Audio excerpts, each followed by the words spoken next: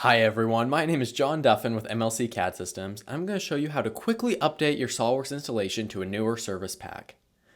A few things to note before we get started is that this method will only work if you currently have SOLIDWORKS installed, if your license is on current subscription, and if your license was installed regularly and not done with an admin image.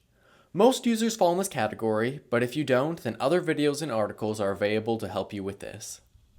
Most users that I talk to will go in and log into the SOLIDWORKS customer portal to download service packs. This method does work, but there's a faster way built into your SOLIDWORKS application by running the Check for Updates tool. You can run it by opening SOLIDWORKS and clicking the question mark icon in the upper right corner and selecting Check for Updates. Or you can go in your Windows search and type Check for Updates and select the application with the SOLIDWORKS logo. You will need admin rights on the computer to do the upgrade. From here, the dropdown will show all SOLIDWORKS versions that are newer than your current installation.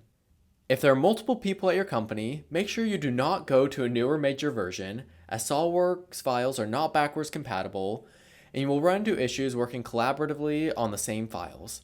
However, there is no problem with people at the same company being on different service packs as long as they are on the same major year version.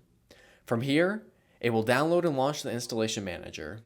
For most people, you can just click through the Installation Manager and keep the information entered from the initial installation and start the update.